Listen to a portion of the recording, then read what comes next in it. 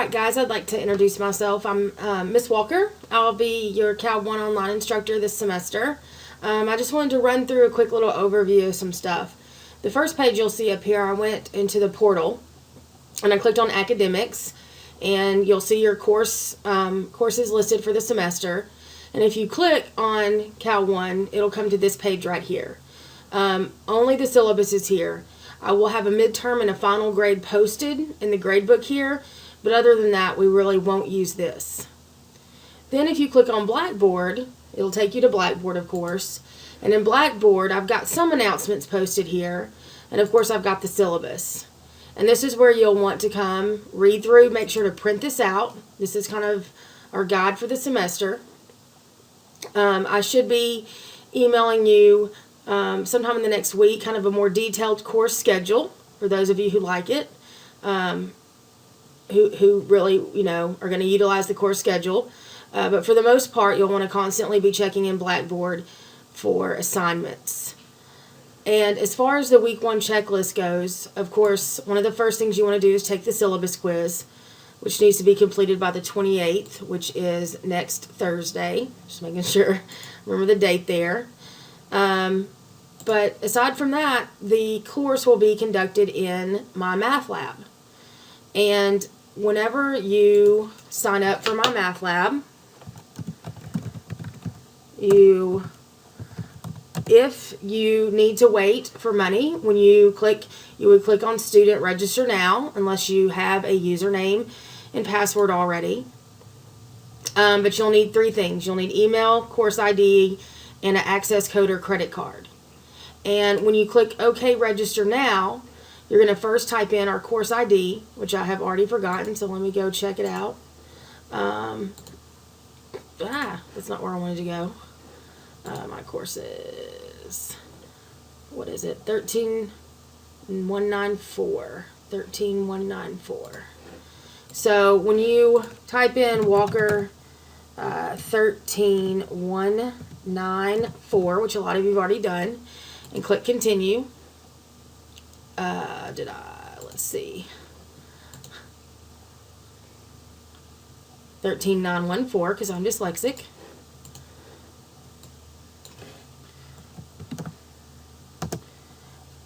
Alright, now, this course will come up.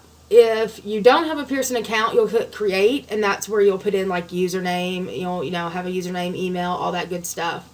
And then when you sign in, you've got some options here. If you've already purchased an access code, you just click here, type it in. If you want to use one with credit card, PayPal, click here.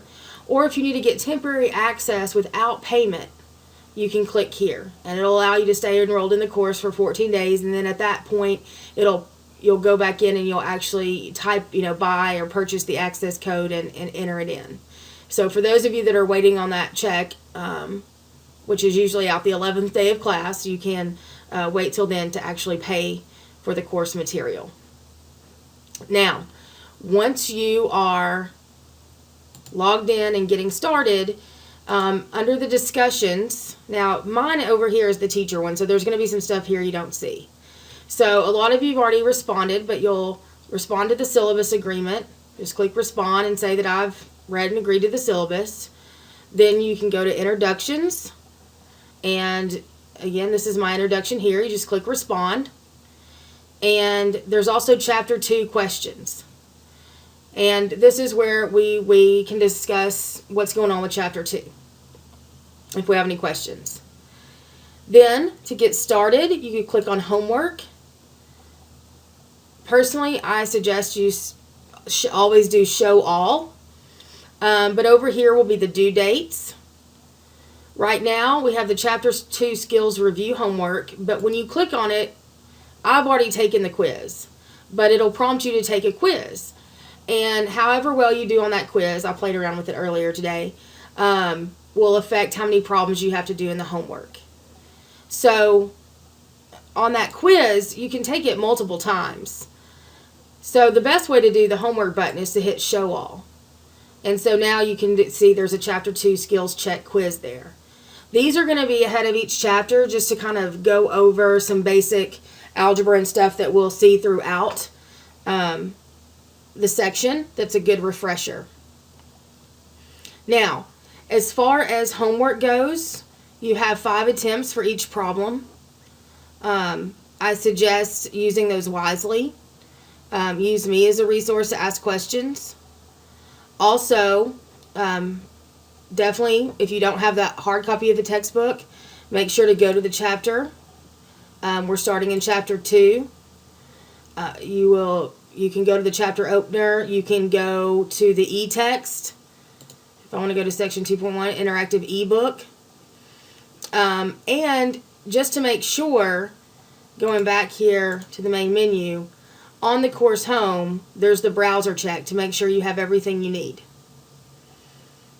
I'm trying to think what other kind of things I want to talk about. This kind of like my results and my score. This will be, where you can see your score for the semester as we go through. It's got the recent achievements here. That's kind of nice to look at. You've got the calendar,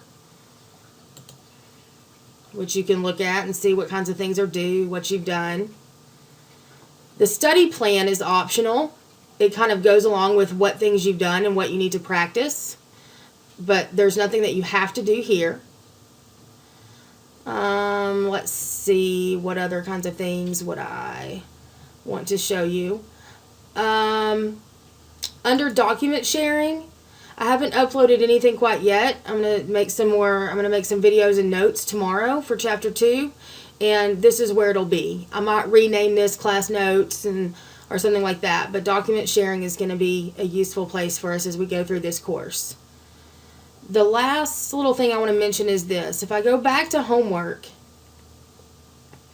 or maybe quizzes and tests is where I want to go. If you look under quizzes and tests, all these sample tests and quizzes, these are samples. You do not have to do these. These are completely optional, okay? Feel free to do them, but these are not part of your grade. So this is the stuff that's going to be part of your grade.